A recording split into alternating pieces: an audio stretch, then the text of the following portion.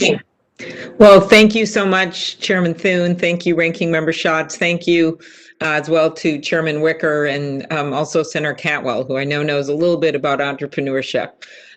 So I got involved in this because I live in our state and right next door to South Dakota, and started the Senate Entrepreneurship Caucus with Senator Tim Scott.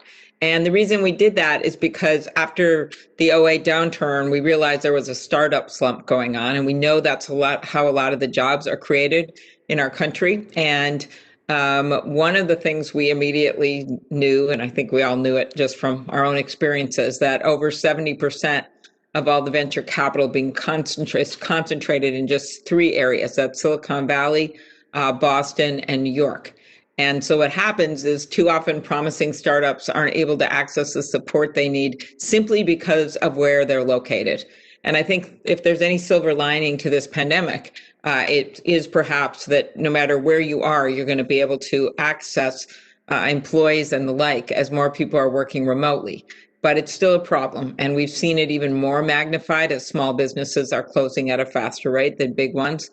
And so in March, I introduced legislation called the New Business Preservation Act with Senators Coons, Kaine, and King to help new startups get the capital they need. And I actually think this is a perfect time as we go into the new year. We're doing emergency legislation right now that's so necessary, but to look at a bill like this, because what it would do is it puts capital into the areas that we need it. It makes sure that we've found a way to do this legally through the states, and it makes sure that the money is going to areas that don't have all the startups, and that we don't miss the next great entrepreneur just because they live in Bemidji, Minnesota instead of Silicon Valley.